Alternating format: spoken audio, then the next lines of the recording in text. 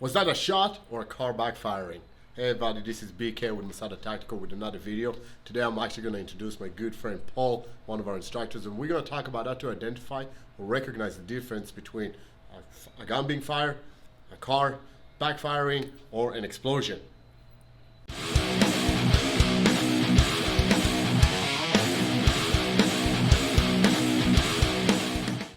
So today I brought Paul. Paul is one of our instructors, seasoned law enforcement officer, and an explosive bomb. Did you say engineer? More like technician. Technician. So one thing we're going to talk about today is explosions, whether they be big or small, and some of the characteristics they have that would make them different from each other's that you can tell just by hearing the explosion.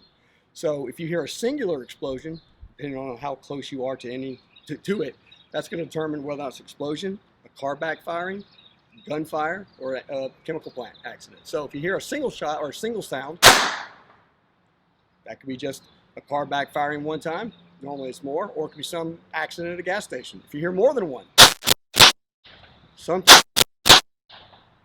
I cannot hear right now. Sometimes that's more indicative of gunfire. So depending on how close you are to the explosion, I'm very close to the explosion. Very close to the explosion, so it's going to be indicative of its gunfire, and that's going to determine what kind of response you should have for your personal safety.